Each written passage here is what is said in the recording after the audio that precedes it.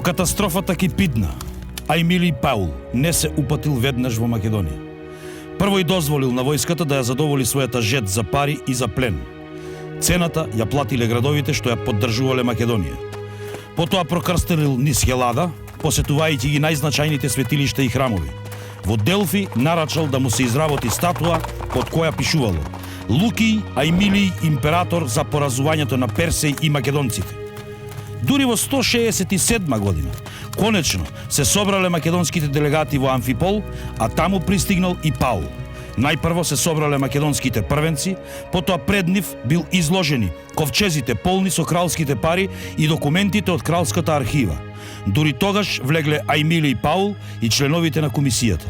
Овој пат немало преговори, немало дискусии, немало услови. Рим решил сосема да ја растури македонската држава. Целата територија на сега веќе минатото кралство била поделена на 4 административно-географски области – мериди. Ваквата поделба веројатно потекнувала уште од времето на Филип Пети во времето на неговите реформи за внатрешната реорганизација. Областите немале имиња, едноставно биле означени со бројки. Првата мерида се протегала меѓу реките Стримон и Нестос, но кон неа биле припоени и некои територии надвор од овие граници. Бисалтија на запад и териториите под македонска власт до Хеброс на исток.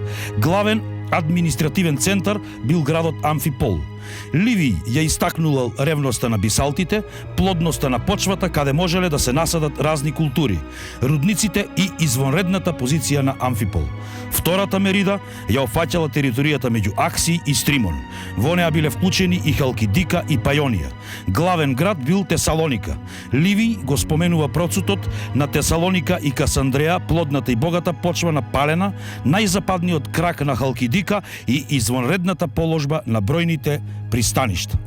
Трета мерида се наоѓала помеѓу Акси и Пенеј, а на северозапад до планината Бермион.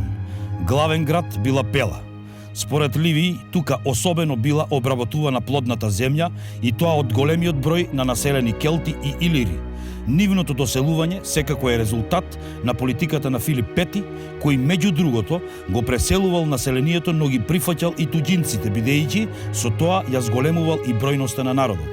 Четвртата мерида била составена од горно-македонските области од Бермион до границата со Илирија и Епир. Главен град била Пелагонија. Според Ливиј, почвата била тешка за обработување, климата била студена, а локалното население било по-жестоко. По неколку дена, Паул свикал второ заседание. Таму биле изложени законските одредби што морале да се почитуваат во сите мериди. Секоја мерида представувала посебен ентитет, а меѓусебното поврзување било строго забрането. Бил забранет брак меѓу жители на различни мериди, а исто така било забрането и поседување на имот и објекти во повеќе од една мерида. Третата мерида била сосема разоружена, но на останатите 3 им било дозволено да држат погранични одреди заради заштита од барбарите. Секоја мерида се управувала самостојно. Главното тело бил Советот на представници, Синедри, иако не било предвидено заедничко тело на сите 4 мериди, се чини дека неколку месеци подоцна тоа било формирано заради посредство помеѓу Сенатот и одделните мериди. Се споменуваат и 4 службеници задолжени за собирањето на данокот наменет за Рим. Забрането било сечење и извезување на македонските шуми заради опревување на туѓи флоти. Рудниците за железо и бакар продолжиле да работат, но оние за злато и сребро биле затворени.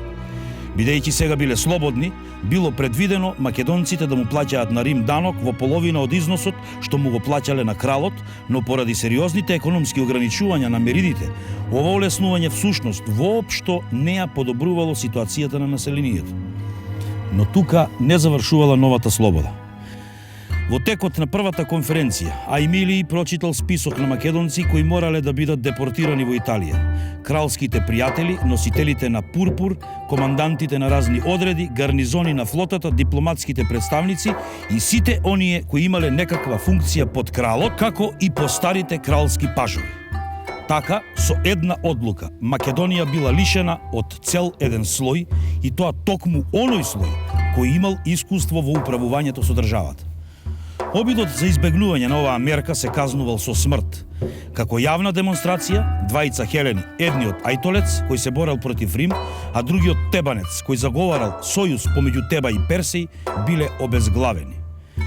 Ваквите мерки, преземени од Рим, јасно ги покажуваат нивните две главни цели. Од една страна, тотално ослабонување на Македонија до тој степен, што таа веќе никогаш нема да може да представува закана за римските интереси, но од друга страна, неволност директно да ја преземат управата и заштитата на границите. Од Амфипол, Аемилиј тргнал на запад, каде во Епир неговата војска спровела невиден терор. Се префрлил во Италија, каде му бил одобрен и организиран триумф за победата над Персеј. Пленот што го донел од Македонија стекнат секако со безмилесно грабање, при што особено настрадала Пела, бил толку голем што римската држава го укинала личниот данок на своите граѓани. Опис на триумфот е зачуван кај Плутарх. Во театрите за конјски трки, што ги нарекуваат киркуси, но и наоколу низ форумот, луѓето направиле гледалишта, а заседнале и на сите други делови од градот што давале убав поглед на свечената поворка. Оттаму гледале облечени во свечена облека и сите храмови биле отворени, полни венци и темјан. Имало многу прислужници, редари, кои ги задржувале луѓето што претрчувале и се слевале во средиштето, па така тие ги одржувале улиците отворени и чисти. За свечената поворка биле одредени 3 дена, но во првиот едва стасале да ги прикажат запленетите бисти, слики и джиновски статуи, носени на 250 коли. Утредента пак на коли било изнесено најубавото македонско оружје што блескало од чиста бронза и железо. Оружјето било распоредено вешто и грижливо, но така да изгледа дека е нафрлано без особен ред. Шлемови врз штитови, панцири врз објала, критски и тракиски штитови и тулци меѓу конјски узди, а меѓу нив голи мечови и сариси. Меѓу сево ова оружје бил оставен простор, па додека колите ги носеле, парчињата се удирале едно од друго, ечеле и звечкале. Иако тоа било оружје на поразените, сепак предизвикувало голем страф. Зад колите со оружјето оделе 3000 луѓе, кои носеле сребрени пари во 750 садови. Секој од садовите собирал по 3 таланти, а ги носеле по 4. Други пак носеле сребрени кратери, рогови, пехари и чаши со извонредна големина и длабоко врежани украси, убаво наредени за гледање. Третиот ден, на изгрејсонце, тргнале и свирачите на салпинги. Тие не свиреле борбена или свечена песна, туку музика со која римјаните се бодрат за битка. По нив оделе 120 згоени волови со позлатени рогови, накитени со венци и врпци, но на жртвување ги воделе младичи со убаво сошиени престилки, а зад нив оделе момчиња со златни и сребрени садови за леанки. Потоа чекореле оние со златни и сребрени пари во садови од по 3 таланти, садовите биле 77 на број. Носачите што оделе по нив го држеле светиот сад, што Аемилиј нарачал да се изработи од 10 таланти злато и да се украси со скапоцени камења. Потоа се појавиле луѓето што ги покажувале златните садови на Антигонидите, на Селевкидите, на Териклеските и најпосле оние на Персеј. По нив бојната кочија на Персеј со неговото оружје, а врз оружјето неговата кралска шапка. На мала оддалеченост ги воделе децата на кралот како робови, а со нив и цела толпа дадилки, учители, воспитувачи, кои ни солзи ги подавале рацете кон гледачите, а и на децата им велеле да молат и преколнуваат. 2 деца биле машки, едно женско.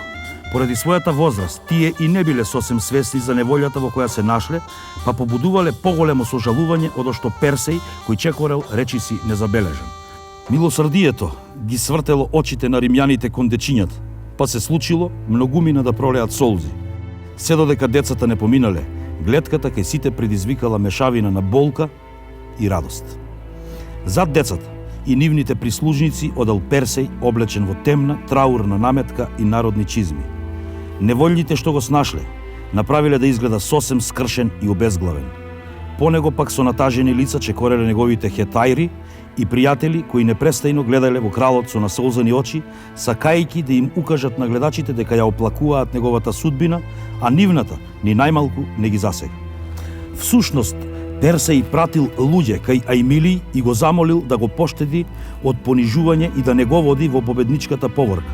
но се чини дека Ајмилиј му се подбивал поради страшливоста и кукавичкиот копнеш по живот, па им одговорил: па тоа и порано зависеше од него, а зависи и сега, ако му е по волја, целејќи на смртта која е пославна од срамот. Но страшливецов не нашол сили, туку станал дел од сопствениот плен, обессилен и подпрен на некакви бледи надежи. По сиве овие луѓе биле носени 400 златни венци, што пратениците од многу градови му ги пратиле на Ајмилиј како дар за победата. Најпосле, на оваа убаво украсена бојна кочија се појавил лично Ајмилиј, човек што би привлекол сечи поглед и без толкави свечености. Бил облечен во порфирна наметка обшиена со злато, а во десната рака држал гранче ловор. Гранчиња ловор носеле и сите војници кои построени по одреди и чети ја следеле кочијата на војсководецот, пеејќи некакви старински шегобијни песни, но и победнички, пајани и пофални песни за потфатите на Ајмилиј. Откако бил спроведен во триумфалната поворка на Ајмилиј, Персеј бил фрлен во зандана. Но овој пат Ајмилиј, иако не го криел презирот кон паднатиот крал, интервенирал и благодарение на него Персеј бил префрлен во почесно заточеништво во латинскиот град Алба Фукенс. По неколку години Персеј умрел. Според една традиција, умрел од гладување што сам го наметно, а според друга, безмилосно бил мачен од своите чувари кои не му дозволувале да заспие. Иако некако функционирал, римскиот систем, наметнат во Македонија, минувал низ криза. Низ меридите постојано избивало незадоволство и немири. Се чини дека ситуацијата особено се влошила во 163 година, па по Либиј немирите дури ги карактеризира како граѓанска војна. Римјаните биле принудени да испратат и комисија за да ги испитаат работите. По неколку години повторно биле отворени и рудниците за злато и сребро, но и покрај тоа немирите продолжуваат. Ваквата ситуација ја искористил еден узурпатор. И околу 150-та година се појавил некој си Андриск, кој се представувал како син на Персеј. Најпрво отишол кај Терес, еден локален тракиски династ, кој бил оженет со ќерката на Филип Пети. Терес го дарувал со кралски венец и потоа го придружувал Андриск на патот до Барсабаса, друг локален владетел. Откако ја добил нивната помош, Андриск ја нападнал Македонија. Но бидејќи меридите не смееле заеднички да војуваат, војските што секоја од нив на брзина ја собрала, лесно биле поразени од Андриск. Андриск најпрво победил во една битка во Одомантика, а потоа и уште во една на задната страна на Стримон. По овие успеси завладеал со цела Македонија. Малиот отпор веројатно се должил и на фактот што голем дел од македонците се противеле на системот наметнат од Рим. Откако завладеал во Македонија, Андриск го зел името Филип, па од тука е познат и како лажниот Филип. За брзината со која Андриск успеал да завладее со Македонија говори описот на Полибиј. Во Македонија се појавува некој си Филип како да паднал од небо и им пркоси на македонците и на римјаните. Голем дел од хелените воопшто не можеле и не верувале дека дошло до таков драматичен развој во Македонија. Но пораките од Тесалија наскоро ги разубедиле. Имено, Андриск не го ограничил своето дејствување во Македонија, туку се вмешал и во Тесалија. Тесалците пак од своја страна побарале помош од Ахајскиот сојуз.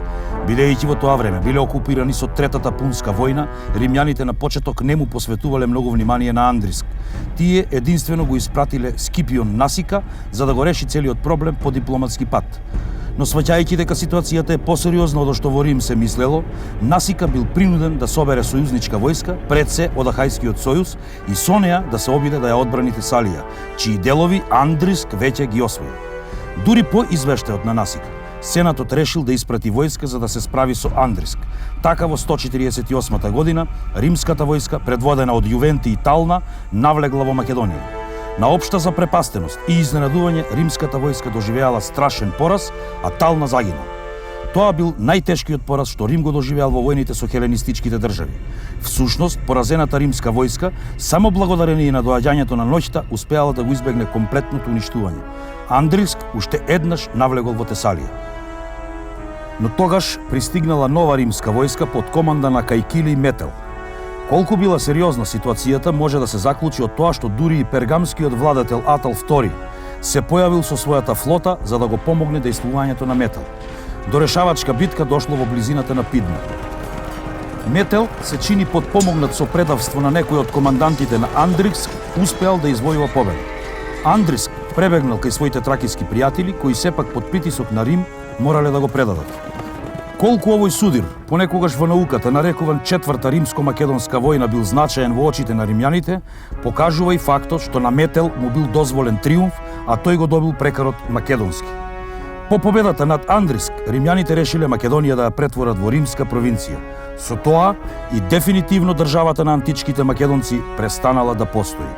Одлуката на Рим Македонија да се претвори во провинција била мотивирана од повеќе фактори. Сваќајќи дека системот осмислен од Ајмилиј не функционира, а истовремено решени уште еднаш да не бидат предизвикани од некој друг узурпатор како Андриск, римјаните оцениле дека е неопходно нивно постојано воено присуство.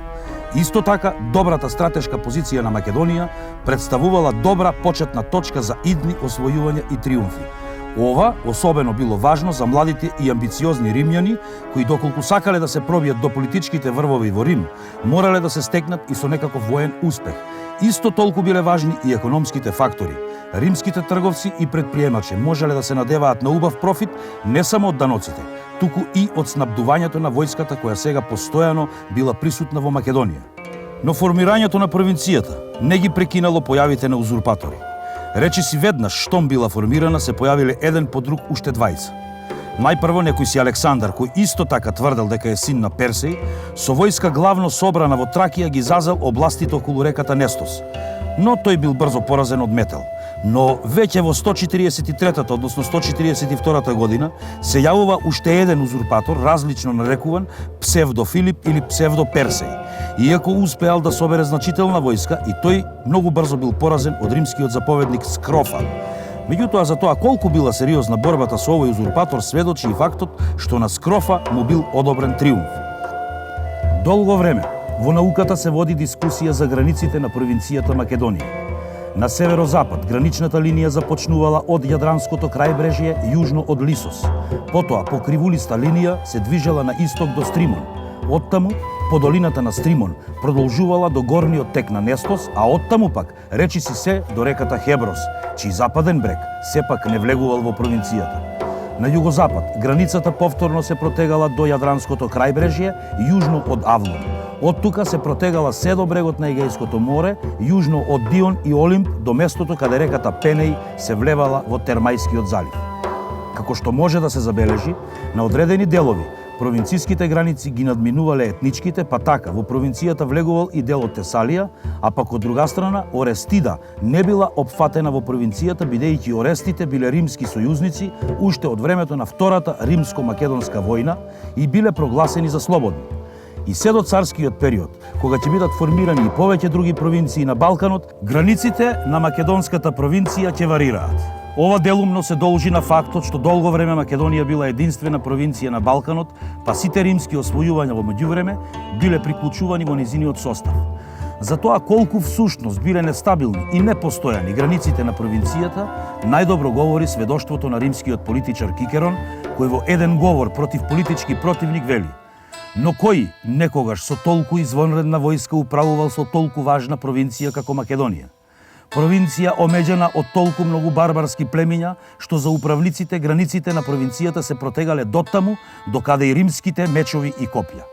Ваквата навидум, чудна состојба, произлегува од самата природа на провинцијскиот систем.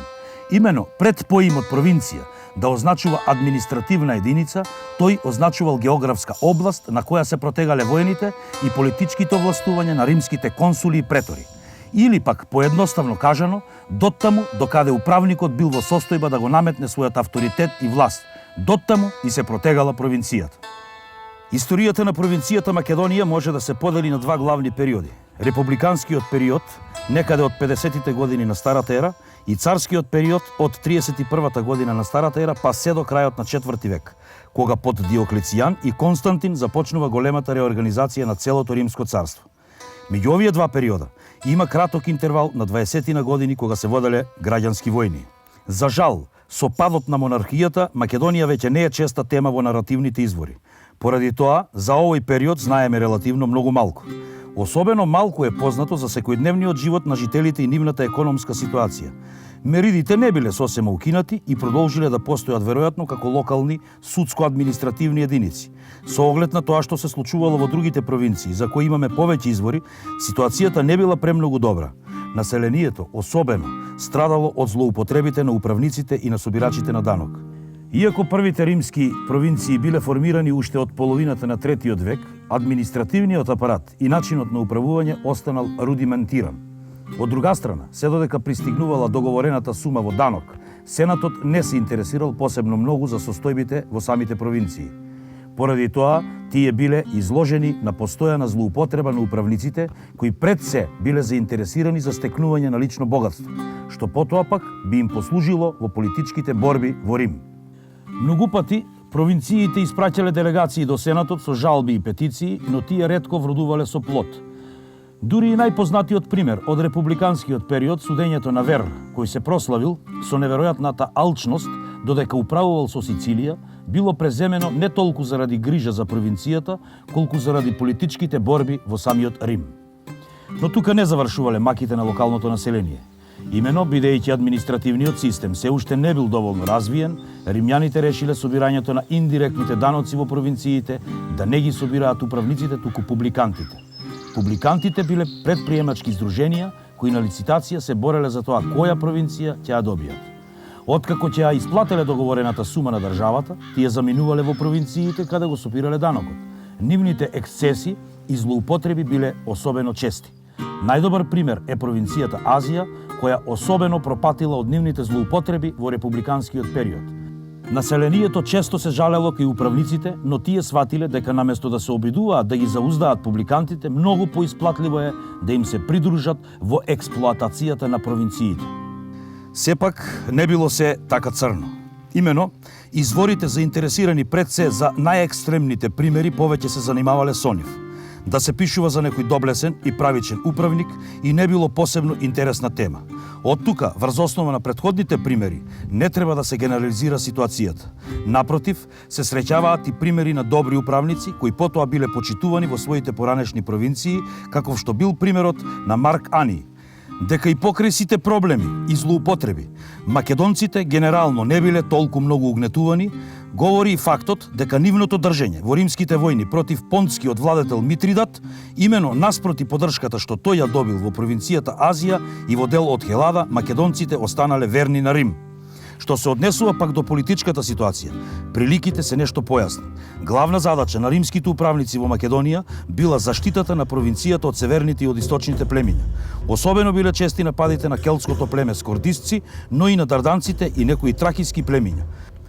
Уште Метел во 148 година бил принуден да ги одбива нападите од север. Историјата на провинцијата во овој период е една долга и заморна низа од постојани војни, што некогаш завршувале со победа на римљаните, но често и со тешки порази. Затоа колку ситуацијата на моменти станувала критична, сведочи и фактот што во Македонија често наместо претори за заповедници на војската биле испраќани консули, што подразбирало кои со себе воделе и поголема војска. Така, например, летото 119 година, скордисците навлегле до близината на Стоб. Во предстојната битка, римскиот заповедник бил поразен и загинал. Неговиот заменик, веќе споменатиот Марк Ани, ја собрал сета војска што можел и ги поразил скордисците, а потоа ги одбил и комбинираниот напад на некои тракиски племиња и скордисците. За овие успеси во градот Лета бил подигнат надпис во негова чест. Неговите заслуги не се ограничувале само на успешната одбрана на земјата, туку му се искажувала благодарност што не ги регрутирал македонците, иако ситуацијата била критична, но и воопшто за неговиот однос кон населението. Поради тоа, во истиот град биле организирани годишни конјички трки во негова чест. Ситуацијата и понатаму останала нестабилна, при што особено бил сериозен здружениот напад на скордисците, мајдите и дарданците некаде кон крајот на 80-тите години. Во овој напад, тие успеале да се пробијат дури до Делфи. Дури по војната со Митридат, ситуацијата привремено се стабилизирала, а притисокот од север почнал да попушта. Тоа било искористено од римските војсководци, кои постепено почнале да ги освојуваат териториите меѓу Македонија и Дунав. Во времето на граѓанските војни во Рим, Македонија за момент повторно била центар на збиднувањата. Така кога побегнал од Италија, римскиот војсководец Помпеј својот центар го воспоставил во Тесалоника, а војската ја вежбал во Бероја. Се борбените дејствија од војната помеѓу Помпеј и Цезар се одвивале околу Дирахии, а подоцна во Тесалија. Многу подраматично било во времето на војната меѓу републиканците Касии и Брут и цезаровците Антонии и Октавијан. Тогаш војните дејствија се воделе во Македонија, а решавачката битка се биела кај градот Филипи. По победата на цезаровците, Македонија била меѓу провинциите што потпаднале под контрола на Марк Антонии. Меѓутоа, по поразот кај Актии во 31-та година и смртта на Антонии, следната година единствен и неспорен владетел на Рим останал Октавијан. Со неговата кариера полека влегуваме во периодот на Римското царство. Најважен настан од историјата на провинцијата Македонија во републиканскиот период е изградбата на познатата Вија Егнатија, подоцна попозната како Вија Игнација. Точната година кога била започната изградбата не се знае, иако се претпоставува дека градежните зафати траеле до 30-тите години на вториот век од Старата ера. Основната цел за изградба на патот била стратешка. Имено по неколку години од создавањето на провинцијата, кога морале да ги одбиваат нападите од север, на римјаните им станало јасно дека им е потребен пат по кој брзо ќе можат да ги транспортираат војската и неопходните залихи. Изградбата ја започнал римскиот управник Гнај Егнатиј, за чиј живот и кариера инаку не се знае скоро речиси ништо. Со оглед на тоа дека изградбата несомнено трајала повеќе години, а не е веројатно дека тој го надгледувал изведувањето на проектот до самиот крај, можеби во негово време била дефинирана само трасата. Првично, патот се протегал од Дирахи на исток до Кипсела, источно од реката Хеброс. Патот минувал низ сите најважни македонски градови: Лихнит, Хераклеа Линкестицка, Едеса, Пела, Салоника, Амфипол, Филипи и Неапол. Иако во изворите се споменува различно растојание, Страбон вели дека тоа изнесувало 535 римски милји, нешто помалку од 800 километри. Многу брзо бил изграден уште еден почетен крак што тргнувал од Аполонија. Подоцна, кога започнала поинтензивна римска експанзија на исток, патот бил продолжен од Кипсела до Бизантии на Босфор, до крајот на Атиката, но и подоцна овој пат останал главна врска меѓу Мала Азија и Италија. Овој пат бил употребуван долго време уште од праисторијата. Меѓутоа, римјаните биле експерти во изградбата на патишта, па римскиот пат бил поширок, порамен и поправ, бидејќи без проблеми се пробивале премини низ планините и ридовите. Патот бил добро направен за минување на војската и товарните возила и стандардно патот бил широк околу 3 метри, но во градовите можел да достигне и ширина од 6 метри. Иако пред се со воена намена, патот представувал и значајна трговска врска, но и допринесувал за развојот на локалната економија. Со тек на времето, по патот никнувале анови, штали и други објекти наменети за патниците. Сепак не било се така идеално, бидејќи за неговото одржување биле задолжени локалните земјопреседници, кои често не биле заинтересирани да инвестираат за поправките, често било неопходно да интервенираат римските императори. Исто така, кога минувала војската, трговците и патниците морале или да го почекаат низиното минување, или пак да бараат спореден пат. Меѓу другото, римскиот писател Аилий Аристид се жали, бидејќи кога минувал по патот, временските услови биле многу лоши. Тој морал да прашува за насока, додека пак конаците често биле во многу лоша состојба. Така што низ покривот човек често можел да ги наблюдува звездите. Но, како и да е, сето ова не го намалувало не само военото, туку и економското значење на овој пат. Со стапувањето на Октавијан Август на власт, не само Македонија, туку и целата римска држава влегува во нова фаза од својата историја. Со неговото владење, римската држава преминува од република во монархија.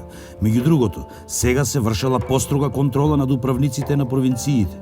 Нивната кариера зависела речиси исклучиво од волјата на владетелот, така што жалбите и петициите за евентуалните злоупотреби многу побрзо стигнувале до соодветните органи. Иако провинциите биле поделени на царски, кои биле под директна контрола на владетелот, и сенатски, каде управниците ги одредувал сенатот, во суштина волјата на императорот секаде била одлучувачка. Иако дејствувањето на омразените публикани не било укинато, сепак сега било строго пропишано со закони и под строг надзор. Во третиот век тие биле сосема укинати. До 100-та година биле формирани органи чија единствена задача била надгледување на внатрешната управа на провинциите. Сите овие мерки довеле до олеснување на животот на локалното население и до економски процут. Дури и Такит, гласниот противник на царскиот режим, морал да признае дека управата во провинциите сега била многу подобра отколку во времето на републиката. Овој период, како од воено-политички, така и од административен аспект, е можне важен за провинцијата Македонија. Особено е значаен периодот од 31-та година од Старата ера до 27-та година од Старата ера, кога за управник на Македонија бил поставен Ликиний Крас. Во тие години Крас водел повеќе походи во внатрешноста на Балканскиот полуостров, така што воените дејствија се повеќе се оддалечувале од Македонија. Во 27-та година од Старата ера, Август ја формирал провинцијата Ахаја, во која влегле Епир и Тесалија, така што сега јужната граница на провинцијата Македонија била јасно одредена.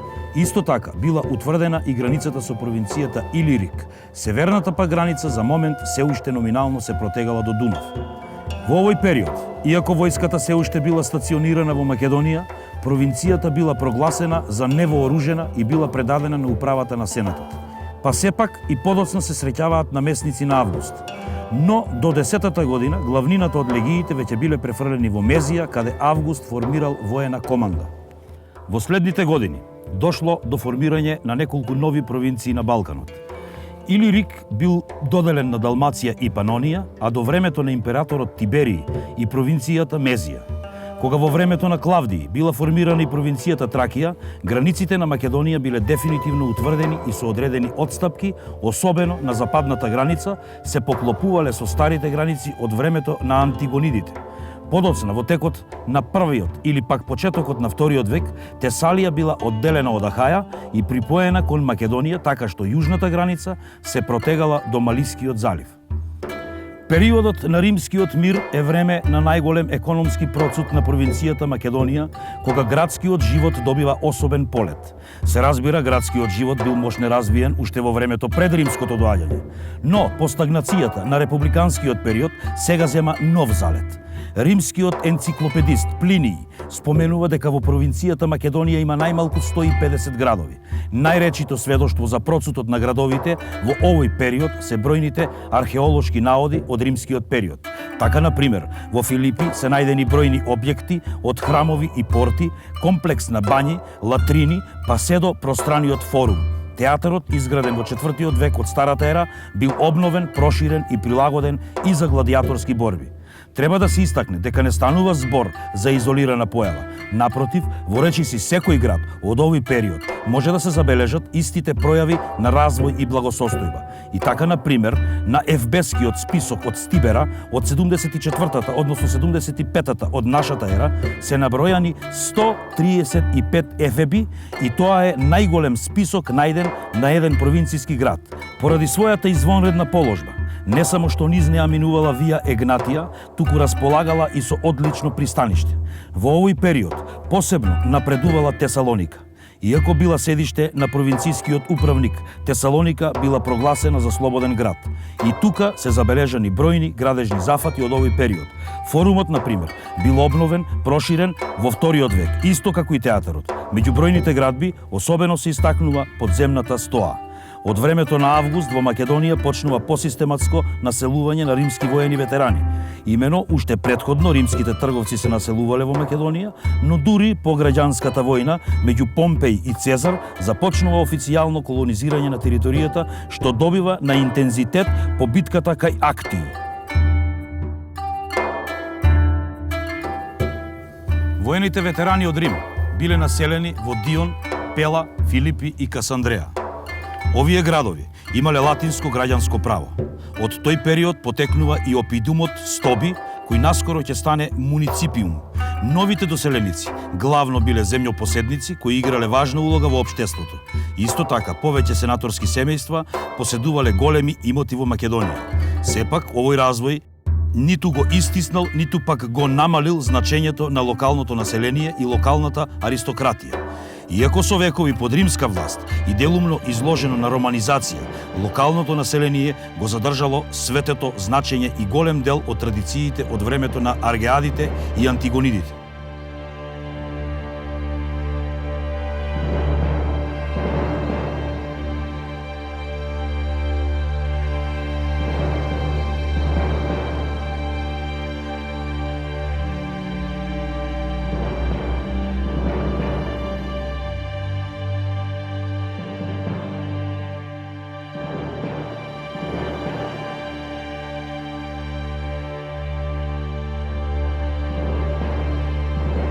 Тоа може особено убаво да се забележи од квази автономните монети емитирани од македонските градови, каде се јавуваат карактеристични македонски символи и прикази, и тоа не само на разни божества, туку и на Александар и толку омилениот приказ на конј.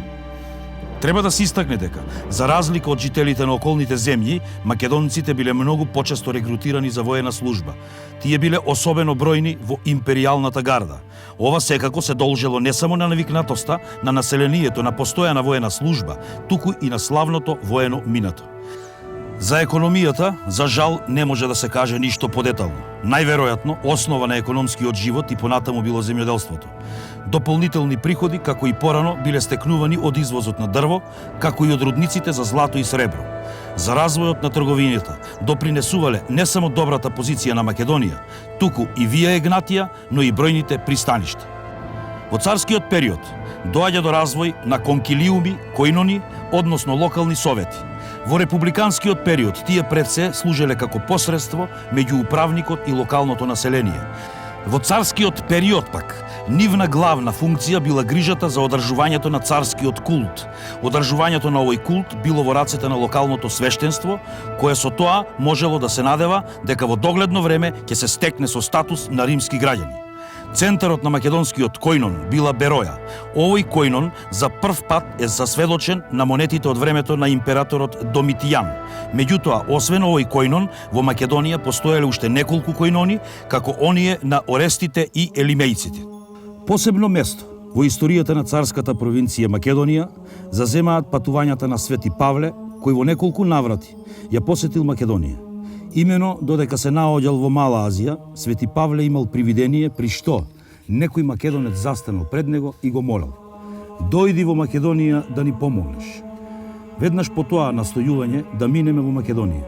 Иако се чини дека тој ја минал целата Вија Егнатија од Неапол до Јадранското море, неговото главно дејствување паѓа во Тесалоника и особено во Филипи. Иако доживеал повеќе незгоди, па дури бил и привремено затворен, благодарение на неговото присуство во Македонија, многу рано се јавуваат првите организирани христијански заедници.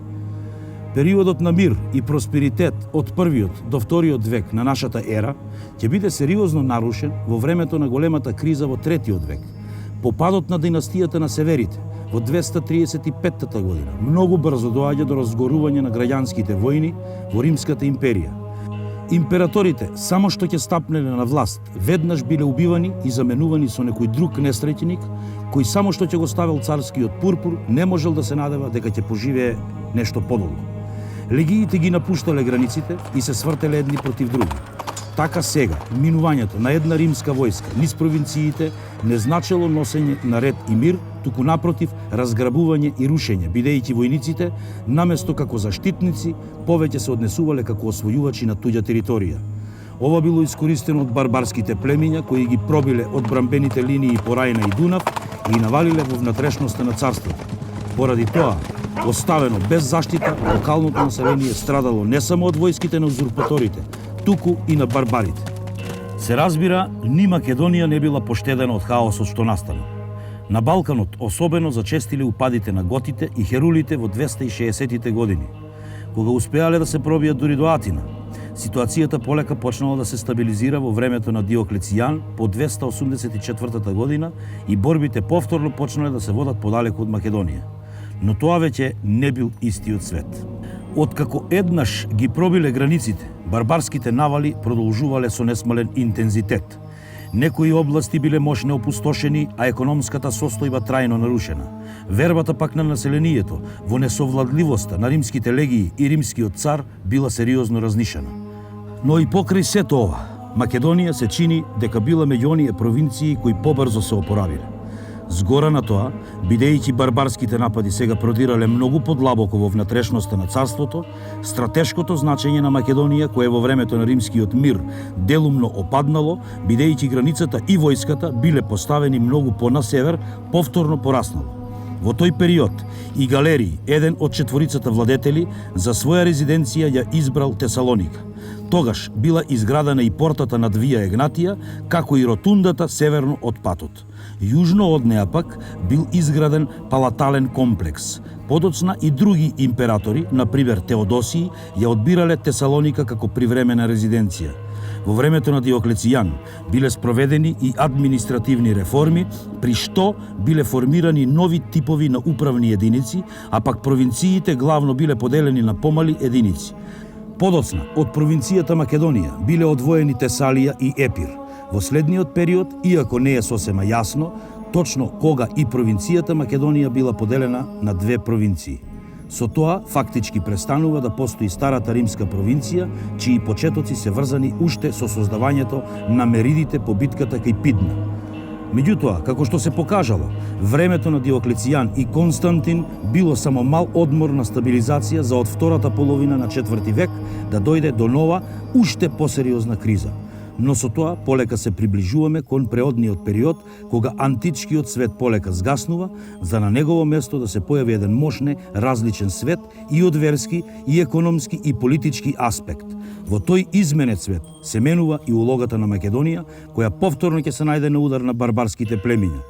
Но судбината на Македонија во овој период е веќе дел од една друга приказна.